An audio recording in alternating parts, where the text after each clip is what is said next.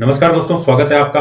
आज के इस वीडियो में अपन डिस्कस करेंगे जो इनकम टैक्स में डिडक्शंस अलाउ है, कौन कौन से डिडक्शंस आप ले सकते हो, क्या क्या कंडीशंस है, कितनी लिमिट तक वो डिडक्शन अलाउ है और कौन कौन से स्कीम्स उसके अंडर में आते हैं, वो सारा कुछ आज के इस वीडियो में मैं डिस्कस करूंगा। मैं स्टार्ट करता हूं। सेक्शन 80C के जो डिडक्शंस है वो कौन कौन से हैं। सबसे पहले मैं बता दूं, सेक्शन 80C का डिडक्शन सिर्फ इंडिविजुअल और एचयूएफ ही ले सकते हैं। कंपनी, पार्टनरशिप फर्म और एलएलपी नहीं ले सकते। सिर्फ इंडिविजुअल और एचयूएफ को ये डिडक्शन अलाउ है और मैक्सिमम 1.5 लाख का डिडक्शन अलाउ है। एलिजिबल जो इन्वेस्टमेंट्स है वो इस तरीके से है: equity linked saving scheme, PPF यानी public provident fund, for self, spouse and children, तीनों के लिए अलाउ है। National saving certificate, repayment of loan principal amount, यानी आपने होम लोन लिया है उसका जो प्रिंसिपल अमाउंट की छूट वो सेक्शन 80C में मिलेगी और जो इंटरेस्ट की छूट है वो सेक्शन 24B में एडिशनली आपको 2 लाख रुपए की छूट मिलेगी। फिक्स डिपॉजिट एफडी 5 साल या उससे ज्यादा, ट्यूशन फीस मैक्सिमम 2 बच्चों के लिए, NABARD bank, senior citizen saving scheme, mutual fund and UTI और कुछ पेंशन स्कीम्स है म्यूचुअल फंड और यूटीआई की, वो भी इसमें कवर होती है। ULIP unit linked insurance plan, Sukanya Samriddhi account, stamp duty and registration fees for house,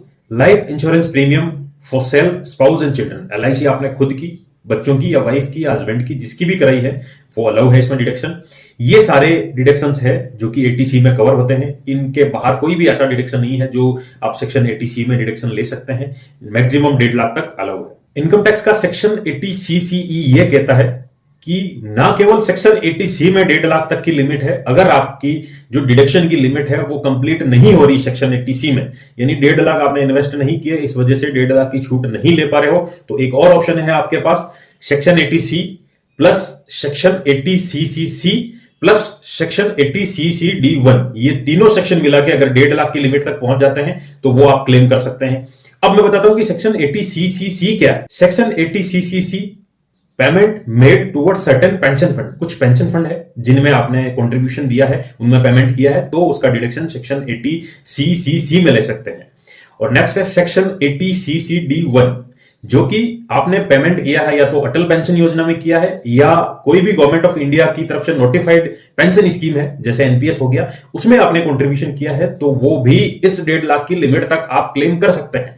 यानी ना केवल 80C की 1.5 लाख लिमिट है, 80C plus 80CCC plus 80CCD1, ये तीनों सेक्शन मिला के 1.5 लाख तक की लिमिट आपको प्रोवाइड करते हैं। आप उतना डिडक्शन क्लेम कर सकते हैं। अब इन सब के अलावा आपको एडिशनली छूट लेनी है। आप एनपीएस में कंट्रीब्यूशन देते हैं, चाहे आप गवर्नमेंट एम्प्लॉय हो उस वजह से एनपीएस में कंट्रीब्यूशन करता है, या फिर आपने कोई एनपीएस अकाउंट खुलवा के उसमें कंट्रीब्यूशन दिया है, तो आप इस 1.5 लाख की लिमिट के अलावा सेक्शन 80CCD1B में 50,000 की एडिशनल छूट ले सकते हैं। 50,000 एडिशनली डिडक्शन क्लेम कर सकते हैं उस 1.5 लाख की लिमिट के अलावा। सेक्शन 80CCD2 आपका एम्प्लॉयर कंट्रीब्यूशन देता है पेंशन फंड में, उसका डिडक्शन आपको सेक्शन 80CCD2 में मिलेगा। ये 1.5 लाख की लिमिट से अलग है, यानी ये 1.5 लाख की लिमिट में नहीं आता। सेक्शन 80CCD2 का डिडक्शन 2 तरीके से आप देख सकते हैं। अगर आप गवर्नमेंट एम्प्लॉय है तो मैक्सिमम 14% ऑफ सैलरी का 14% डिडक्शन आप क्लेम कर सकते हैं। वहीं अगर आप नॉन गवर्नमेंट एम्प्लॉय हो तो आप सैलरी का मैक्सिमम 10% डिडक्शन क्लेम कर सकते हैं। ये अलग से मिलेगा आपको सेक्शन 80CCD2, क्योंकि ये गवर्नमेंट का कंट्रीब्यूशन है या जो आपका एम्प्लॉयर है उसका कंट्रीब्यूशन है, उसमें आपका कोई रोल नहीं है। वो कंट्रीब्यूशन दे रहे हैं जो कि आपकी इनकम में जुड़ेगा और उसके बाद उसका डिडक्शन आपको मिल जाएगा। Deduction under section 80D medical से रिलेटेड सेक्शन है जो कि आपको डिडक्शन प्रोवाइड करता है। ये इंडिविजुअल और एचयूएफ के लिए है सेक्शन 80D। और डिडक्शन जो है हेल्थ इंश्योरेंस जो प्रीमियम आप पे करते हो, कोई भी पॉलिसी आपने इरडा से अप्रूव्ड जो पॉलिसी है वो ली है, उसमें हेल्थ इंश्योरेंस का जो प्रीमियम है वो पे करते हो, तो आपको सेक्शन 80D में डिडक्शन मिलेगा। कितना मिलेगा, इसमें 2 कैटेगरी में देखूंगा। कैटेगरी 1 है जो सेल्फ और फैमिली, और कैटेगरी 2 जो पेरेंट्स। आप और आपकी फैमिली में से कोई भी सीनियर सिटीजन नहीं है और आपके पेरेंट्स भी सीनियर सिटीजन नहीं है, तो आपकी और पेरेंट्स की 25-25 हजार मिला के 50,000 का डिडक्शन आप क्लेम कर सकते हैं। अब इनमें से या तो आपके फादर मदर कोई सीनियर सिटीजन है तो आपकी 25,000 और सीनियर सिटीजन की 50,000 यानी 75,000 आप क्लेम कर सकते हैं। अगर आप या आपकी मिसेज कोई भी सीनियर सिटीजन है और आपके पेरेंट्स भी सीनियर सिटीजन है तो आपकी 50,000 की 2 लिमिट होके 1 लाख तक का आप डिडक्शन क्लेम कर सकते हैं सेक्शन 80D में। इंपॉर्टेंट पॉइंट ये बता दूं, अगर एनआरआई कोई ये सेक्शन 80D क्लेम करना चाहता है तो 25,000 रुपए तक क्लेम कर सकता है। वहीं एचयूएफ की लिमिट भी 25,000 है, उससे ज्यादा क्लेम नहीं कर सकते। एक और पॉइंट, प्रिवेंटिव हेल्थ चेकअप की 5,000 का डिडक्शन आपको अलाउ है, लेकिन ध्यान रहे जो ये 25,000 की लिमिट है वो लिमिट नहीं बढ़ेगी। अगर आपने 25,000 हेल्थ इंश्योरेंस प्रीमियम में पे किए हैं, उसके अलावा आपने प्रिवेंटिव हेल्थ चेकअप करवाया है जिसमें 5,000 आप डिडक्शन क्लेम कर सकते हैं, यानी 25,000 प्लस 5,000 यानी 30,000 नहीं होगा, वो लिमिट 25,000 तक ही है, चाहे आपका कितना भी पे किया हो आपने। अब एक सबसे इंपॉर्टेंट और बड़ा पॉइंट, आप जो इस हेल्थ इंश्योरेंस प्रीमियम का पेमेंट करते हैं वो कभी भी कैश में ना करें। अगर आपने कैश में किया है तो ये डिडक्शन बिल्कुल अलाउ नहीं है। ये सिर्फ और सिर्फ किसी ना किसी इलेक्ट्रॉनिक मीडियम या चेक वगैरह से होना चाहिए। कैश ट्रांजेक्शन बिल्कुल अलाउ नहीं है। एक प्रिवेंटिव हेल्थ चेकअप जरूर अलाउ है, वहां आप कैश में पेमेंट कर सकते हैं। 5,000 तक जो डिडक्शन क्लेम कर सकते हैं, सिर्फ वो कैश पेमेंट अलाउ है, बाकी नहीं है। और मान लीजिए आपने एक साल में अपनी हेल्थ इंश्योरेंस प्रीमियम सारा डिपॉजिट करा दिया, एक मुश्त आपको मिल रहा था, वन टाइम इंस्टॉलमेंट, उसने आपने सारा कुछ डिपॉजिट करा दिया। अब आप इंश्योर हो चुके हो 10 साल के लिए, 10 साल तक आपको जो मेडिकल फैसिलिटी है वो मिलेगी। तो जो आपने प्रीमियम डिपॉजिट कराया है उस पूरे का यहां डिडक्शन नहीं मिलेगा। जितने साल का आपने कराया है, आपने 10 साल का कराया है तो 10 साल में डिवाइड होके उसके रेशियो में आपको डिडक्शन मिलेगा, एक साथ डिडक्शन नहीं मिलेगा। डिडक्शन अंडर सेक्शन 80DD, कोई भी आप पे डिपेंडेंट पर्सन है, वो डिसेबल है तो आपको ये डिडक्शन मिलेगा। अगर उस डिपेंडेंट पर्सन की जो डिसेबिलिटी है 40% से ऊपर है तो आपको 75,000 यानी 75,000 का डिडक्शन क्लेम कर सकते हो, उतना अलाउ है। और वहीं जो डिसेबिलिटी है, अगर सेवियर डिसेबिलिटी है यानी 80% से ज्यादा डिसेबिलिटी है तो आप 1,25,000 का डिडक्शन क्लेम कर सकते हैं। डिपेंडेंट में आपके हस्बैंड हो सकते हैं, आपकी वाइफ हो सकती है, ब्रदर हो सकते हैं, सिस्टर हो सकते हैं और चिल्ड्रन हो सकते हैं। इन सब में से कोई भी डिसेबल हो तो ये आप डिडक्शन क्लेम कर सकते हैं सेक्शन 80DD। अब मैं इलनेस की लिस्ट दिखा देता हूं आपको कि कौन कौन सी इलनेस है जिसमें आप सेक्शन 80DD में डिडक्शन क्लेम कर सकते हैं। ये इलनेस आपकी स्क्रीन पे शो कर रही है, आप पॉज करके भी देख सकते हैं कि ये इलनेस है जिसमें आप सेक्शन 80DD में डिडक्शन क्लेम कर सकते हैं। सेक्शन 80DDB, आपके कोई भी डिपेंडेंट या खुद के लिए आपने किसी भी मेडिकल ट्रीटमेंट स्पेसिफाइड डिजीज का करवाया है और उसका जो एक्चुअल खर्चा आपने किया है वो आप सेक्शन 80DDB में क्लेम कर सकते हैं, खुद के लिए और डिपेंडेंट दोनों के लिए। मैक्सिमम 40,000 है, लेकिन वहीं सीनियर सिटीजन के केस में ये लिमिट बढ़ के 1,00,000 रुपए हो जाती है। जो स्पेसिफाइड डिजीज है वो आपके सामने आपकी स्क्रीन पे शो कर रही है, ये डिजीज जो कि सेक्शन 80DDB का क्लेम आपको अलाउ करते हैं। अब एक इंपॉर्टेंट नोट डाल लीजिए, मैं 3 सेक्शन बता चुका हूं मेडिकल से related, section 80D, section 80DD, section 80DDB। Section 80D self और डिपेंडेंट दोनों के लिए है। सेक्शन 80DD सिर्फ और सिर्फ डिपेंडेंट जो कि डिसेबल है उसके लिए है। और सेक्शन 80DDB जो सेल्फ और डिपेंडेंट दोनों के लिए है। ये 3 इंपॉर्टेंट सेक्शन है जो एक साथ आप यहां देख सकते हैं। सेक्शन 80E आपने खुद के लिए, स्पाउस के लिए या चिल्ड्रन या फिर रिलेटिव जिसके आप लीगल गार्जियन हैं उनके लिए कोई भी एजुकेशन लोन लिया है, उस एजुकेशन लोन का इंटरेस्ट पे करते हो, चाहे वो लोन किसी बैंक से लिया हो, चाहे वो लोन किसी अप्रूव्ड चैरिटेबल इंस्टीट्यूट से लिया हो, उसका जो इंटरेस्ट पे करते हो उसका डिडक्शन आपको सेक्शन 80E में मिलेगा। अब बड़ा पॉइंट है कितना अमाउंट हम डिडक्शन में क्लेम कर सकते हैं। आप जितना चाहे उतना क्लेम कर सकते हैं, जितना इंटरेस्ट पे कर रहे हैं वो पूरा 100% आप क्लेम कर सकते हैं। 8 साल तक, जिस साल लोन लिया है उसके 8 साल तक आप जितना भी पे कर रहे हैं वो सारा क्लेम कर सकते हैं सेक्शन 80E में। लेकिन 8 साल के बाद चाहे कितना भी आप पे कर रहे हो कोई भी डिडक्शन नहीं मिलेगा, सिर्फ 8 साल तक सेक्शन 80E का डिडक्शन आप क्लेम कर सकते हैं। लेकिन ध्यान रहे, जो प्रिंसिपल अमाउंट है उसका कोई भी डिडक्शन नहीं अलाउ है, सिर्फ और सिर्फ इंटरेस्ट का डिडक्शन अलाउ है।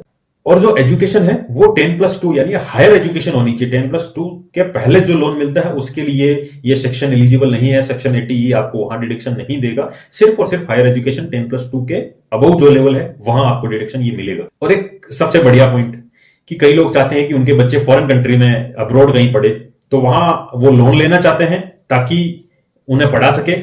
ये फैसिलिटी इसमें भी दी गई है सेक्शन 80E में। अगर आपने किसी बैंक या चैरिटेबल इंस्टीट्यूट से लोन लिया है और उसका इंटरेस्ट पे करना चाहते हो, चाहे क्यों ना आपका बच्चा फॉरेन कंट्री में पढ़ रहा है, आप इंटरेस्ट क्लेम कर सकते हो। वहां सेक्शन 80E में आपको डिडक्शन जरूर मिलेगा, चाहे इंडिया में पढ़ रहा हो चाहे अब्रॉड में पढ़ रहा हो। सेक्शन 80G, आप किसी रिलीफ फंड या चैरिटेबल इंस्टीट्यूट में डोनेशन देना चाहते हैं तो उसका डिडक्शन सेक्शन 80G में मिलेगा। चाहे आप इंडिविजुअल हो, चाहे आप कंपनी हो, चाहे आप फर्म हो, आपको ये डिडक्शन अलाउ है। लेकिन ध्यान रहे कैश डोनेशन अलाउ नहीं है। 2,000 से ज्यादा का अगर आप कैश में डोनेशन करते हैं तो वो डिडक्शन क्लेम नहीं कर सकते। यानी ध्यान रहे नॉन कैश मोड में आप उसका पेमेंट करें, चाहे डिमांड ड्राफ्ट से करें, चाहे चेक से करें, किसी भी मीडियम से करें, लेकिन नॉन कैश मोड होना चाहिए। कैश मोड हुआ तो कोई भी डिडक्शन अलाउ नहीं है। एक और चीज, आपको किसी काइंड में डिडक्शन अलाउ नहीं है, यानी आपने किसी को फूड दिया है उसका डिडक्शन आप क्लेम करना चाहते हैं, लेकिन वो सेक्शन 80G में क्लेम नहीं कर सकते। आप सिर्फ और सिर्फ नॉन कैश पेमेंट का आप डिडक्शन क्लेम कर सकते हैं, ना ही कैश पेमेंट का कर सकते हैं, ना ही किसी काइंड का कर सकते हैं। और अगर आपने न्यू टैक्स रिजीम ऑप्ट की है तो बिल्कुल आप क्लेम नहीं कर सकते सेक्शन 80G, सिर्फ और सिर्फ ऑल टैक्स रिजीम में ही अलाउ है। आपने जिसको डोनेशन दिया है उसका नाम, pan number, address, registration number of trust, photocopy of ATG certificate, amount, breakup किया हुआ कि कितना कैश में दिया है, कितना नॉन कैश में दिया है। अब कैटेगरीज देख लेते हैं, किस कैटेगरी में आपको 100% डिडक्शन मिलेगा बिना कोई लिमिट के, किस कैटेगरी में आपको 50% मिलेगा बिना कोई लिमिट के, या फिर कुछ ऐसे डिडक्शन है जहां आप एक सर्टेन लिमिट तक डोनेशन दे सकते हैं, उतना ही डिडक्शन आप क्लेम कर सकते हैं। मैं आपके सामने एक टेबल शो कर रहा हूं, टेबल ए जिसमें 100% डिडक्शन मिलेगा without qualifying limit, table B जिसमें 50% मिलेगा without qualifying limit, table C जिसमें 100% मिलेगा सब्जेक्ट टू क्वालिफाइंग लिमिट, और टेबल डी जिसमें 50% मिलेगा subject to qualifying limit. Table A है जिसमें आप ग्रॉस टोटल इनकम से ज्यादा का डिडक्शन क्लेम नहीं कर सकते। टेबल बी में भी आप ग्रॉस टोटल इनकम से ज्यादा का डिडक्शन क्लेम नहीं कर सकते। लेकिन जो टेबल सी है जिसमें ये लिखा हुआ है कि सब्जेक्ट टू क्वालिफाइंग लिमिट एक लिमिट है, उसका आप डिडक्शन क्लेम कर सकते हैं, वो भी 100% और टेबल डी में 50%।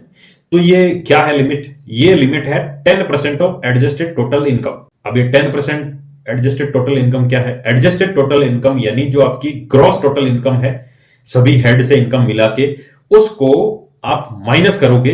सेक्शन 80C से 80U तक आपने कोई भी डिडक्शन क्लेम किया है 80G को छोड़ के, वो सारा उसमें से माइनस करना है। आपकी कोई एग्जम्प्ट इनकम है वो भी माइनस करनी है, आपकी कोई लॉन्ग टर्म कैपिटल गेन है वो भी माइनस करना है, आपका शॉर्ट टर्म कैपिटल गेन है सेक्शन 111A में वो भी माइनस करना है, आपकी income section 115A, 115AB, 115AC, 115AD और 115D इनमें से कोई इनकम है वो भी माइनस होगी।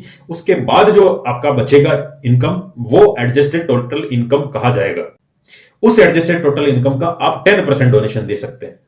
उस 10% का टेबल सी में पूरा 100% डिडक्शन ले सकते हैं और टेबल डी में 50% डिडक्शन ले सकते हैं।